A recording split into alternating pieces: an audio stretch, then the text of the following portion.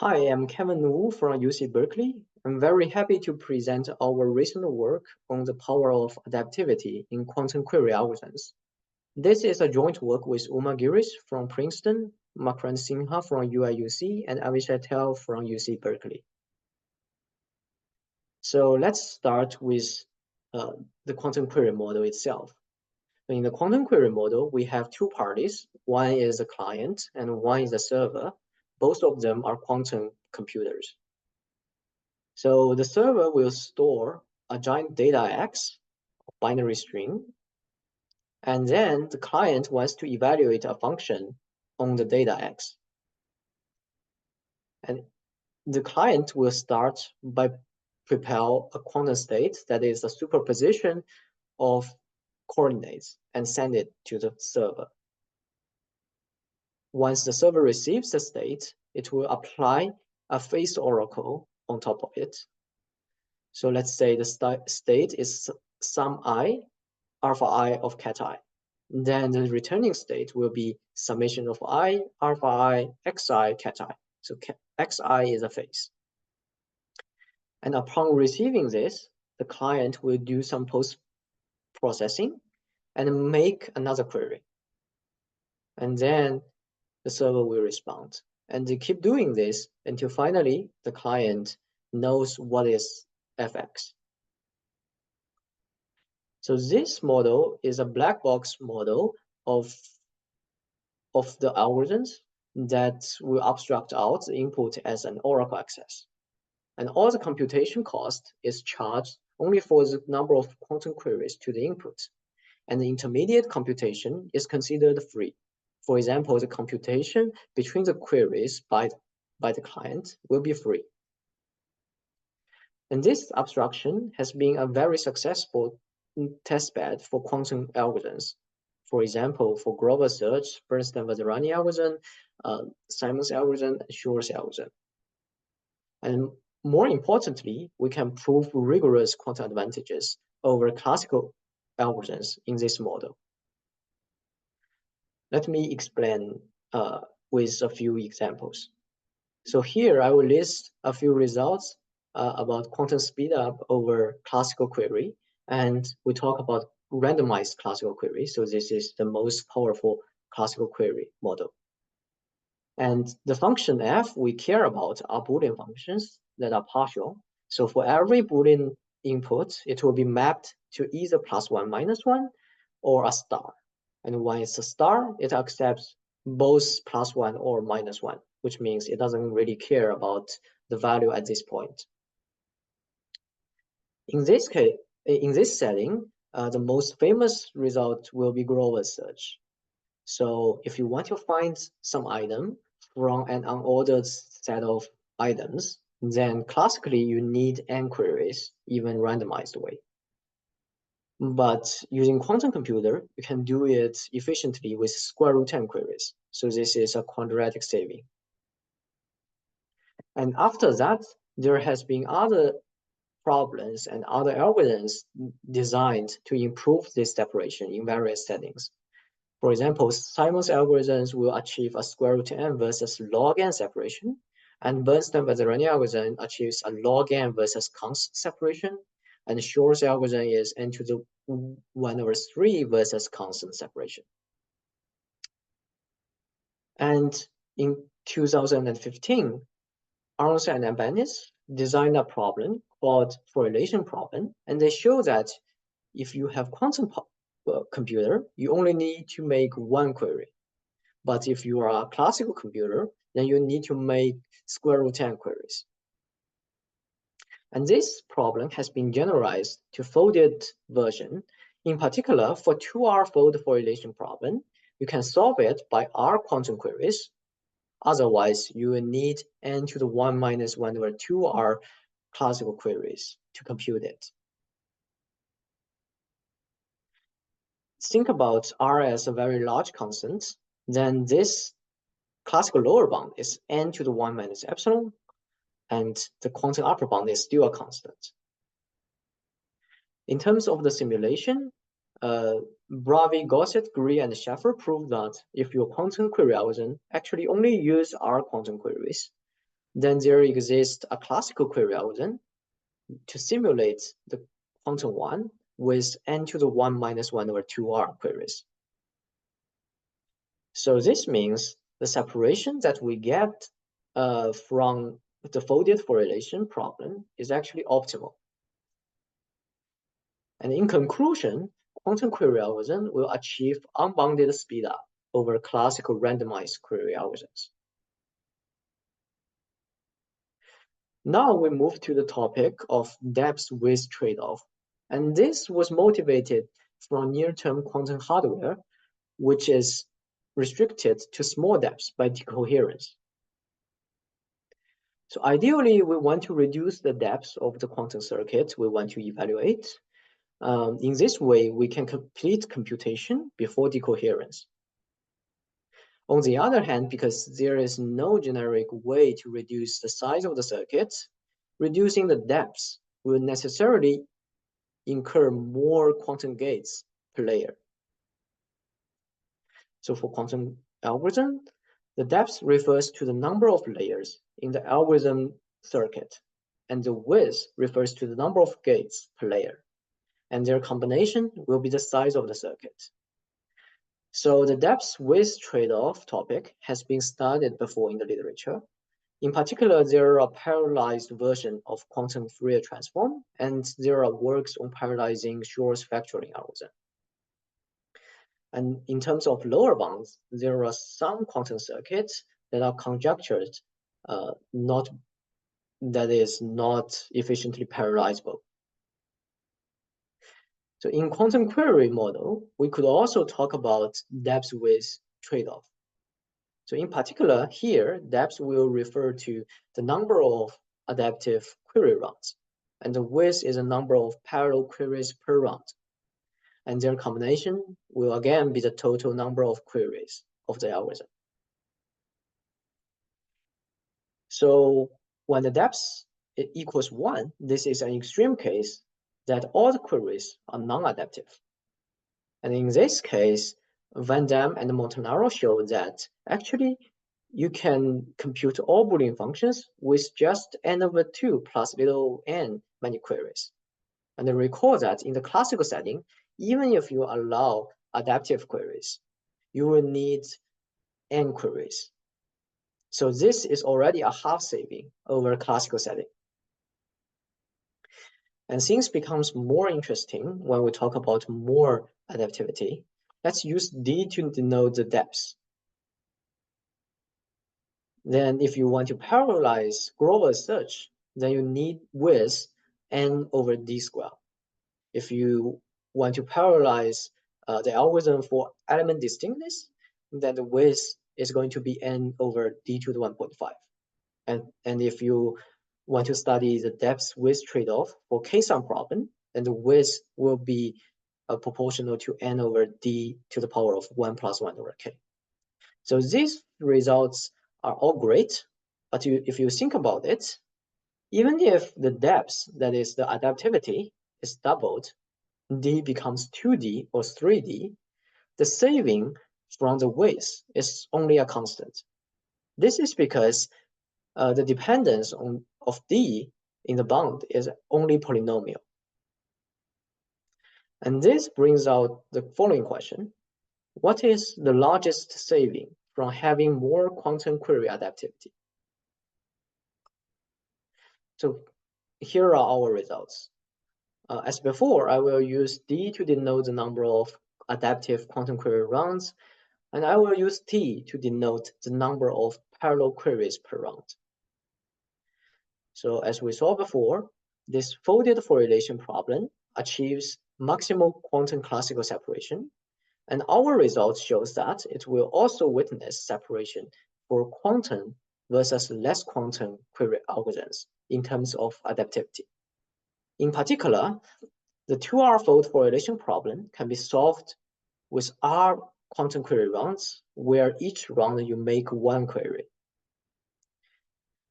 When you reduce one round of adaptivity, that is D equals R minus 1, then suddenly the number of parallel queries per round needs to be polynomial in N. So T needs to be at least N to the power of 1 over r squared.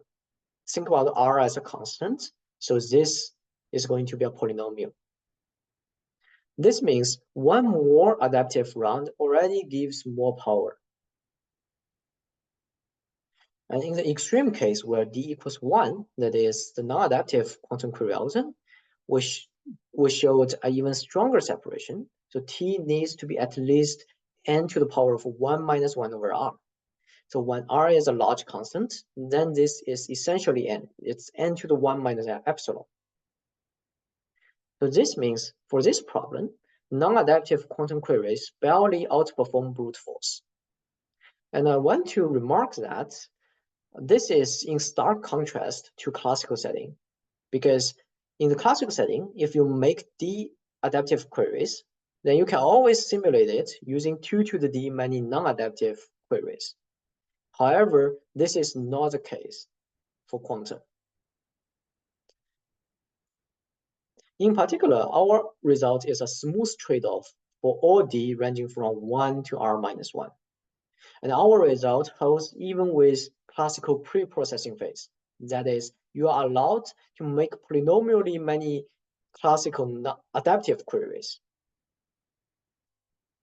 And then choose your favorite quantum query algorithm. Our lower bound still works. And in particular, this rules out examples like indexing function or point tracing problem that are inherently classical. So it means we are really studying a quantum problem and show that adaptivity is useful in quantum. The takeaway of our results is, in the quantum query model, being more adaptive can be unboundedly more powerful. So let me use a picture to explain the progress on quantum query advantages. So let's list the computation models based on their computational power. So we start with classical query algorithms, and then we have quantum query, but non-adaptive. And then we have 2 rounds of that adaptivity in the quantum query algorithm, and 3 round adaptive, and 4 rounds, and so on, up to R rounds. So prior works established separation between classical query algorithm and each fixed adaptive quantum query algorithm. They showed unbounded separation between them. And our work aims for a more fine-grained understanding inside quantum query algorithms.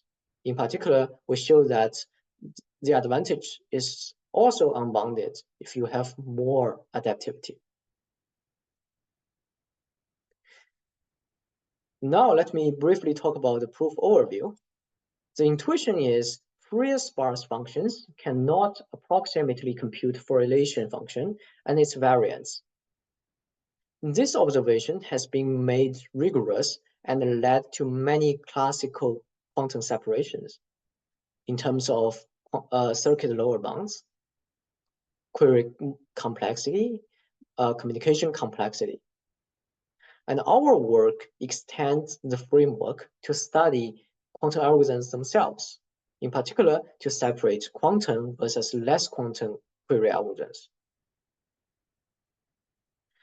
And in light of this intuition, it suffices to show that if we have a quantum query algorithm with small depths and limited width, then this quantum query algorithm is going to be Fourier sparse. In the literature, most of the works studying quantum query algorithms model it as a low-degree bounded function and then use polynomial analysis. However, our results use a matrix analysis that takes the linear algebra approach. To formalize the intuition, I need to briefly talk about Boolean functions and the Fourier growth. So a Boolean function is just a mapping from Boolean hypercube to a bounded range, say from 0 to 1. And the Fourier character is going to be the parities. In particular, for every set S, for every subset S inside N, we take the parity of the coordinates. The Fourier coefficient is denoted by f hat of S, that is the correlation between function f and the Fourier character xs. And given Fourier character and coefficient, the Fourier representation is a unique way to represent every Boolean function. So it will be the sum of Fourier coefficient times Fourier character. Now with this definition, we could define the Fourier growth. Level L Fourier growth, denoted by L sub L of f, is the sum of absolute value of level L Fourier coefficients. So we sum over all the subset of size L, the absolute value of the Fourier coefficient of S. So we say the function f is Fourier sparse if the level L Fourier growth of it is small for a range of L. And this sparsity notion has been established for various computation models, including DNFs, CNFs, AC0 circuits, design trees, parity design trees, read-once branching programs, and so on. And this notion is even useful for specific values of L. In particular, if you obtain an upper bound on the Fourier growth for the first level, then you get Coin theorems, which upper bounds the advantage of your computation model to distinguish unbiased coins with biased ones. If you can further establish for the second level, then you immediately get pseudorandom generators to fool this computation class. And you also get quantum classical separations. And if you can furthermore extend it for higher levels, then you get even stronger separations in terms of quantum classical. You get better pseudorandom generator constructions, and you will have applications in expanded random walks and learning algorithms. So this is a very useful notion. For our purpose, we highlight the hardness of 2R-fold correlation by Fourier sparsity. In particular, for levels L at most R squared, if for each one of these levels, you can prove that the level L Fourier growth is at most n to the half minus 1 over 4R to the power of L, then by this work of Bensa and Sinha, this function f cannot approximately compute 2R-fold correlation. In light of this result, our main result takes an alternative form, purely in terms of Fourier analysis. So now let A be a quantum query algorithm with D adaptive query rounds and T queries per round. And we even allow it to have unlimited ancillary qubits. And we define the Boolean function f to be the acceptance probability function. In particular, fx equals the probability that A accepts x. Then we show that the level L Fourier growth of f is at most polynomial t times n to the half minus 1 over 4d to the power of L. So inside this power of L, we have polynomial dependence on t. And d really influence the dependence on capital N, which is the major term. And if we recall that, we said the algorithm A cannot approximately compute 2R-fold correlation if the level L Fourier growth is at most n to the half minus 1 over 4R to the power of L. Then we compare these two, and we can obtain our main result. In particular, either D is at least R, or D is at most R minus 1, and then to compensate the loss from N, we need T to be polynomial in N. So this is the result that either we have R rounds of adaptive queries, or the number of parallel queries per round is going to be polynomial. So in summary, our results shows that adaptivity can be extremely helpful in quantum query algorithms. In particular, we show that the correlation problem can be solved by constant adaptive query rounds, where each query round only makes one query. However, this folded correlation problem cannot be solved by polynomially many quantum queries if if you have one fewer adaptive query runs. And this impossibility result holds even when your algorithm is given access to polynomially many classical pre-processing queries. And for future directions, we highlight the topic about fine-grained simulation of quantum query algorithms. So let A be an quantum query algorithm with R adaptive rounds and W quantum queries per round. Then we conjecture that the algorithm A can be simulated by classical queries of amount roughly n to the 1 minus 1 over 2R. In particular, the dependence on W should be minor when W is small. So really, number of adaptive rounds should contribute to the classical simulation, and the parallel quantum query number shouldn't influence much. And if this conjecture is true, then it will be consistent with the Fourier growth we obtained. And in particular, the special case where W equals 1 has already been proved by Bravi, Gossett, Gray, and Sheffer. In addition, we raise a question about simulation by less adaptive quantum query algorithms. So let's say A is a quantum query algorithm with R adaptive rounds and 1 quantum query per round. What if I only allow R minus 1 adaptive query rounds and potentially making more quantum queries per round?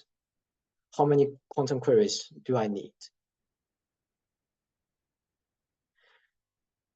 So this is my talk, and thanks for listening.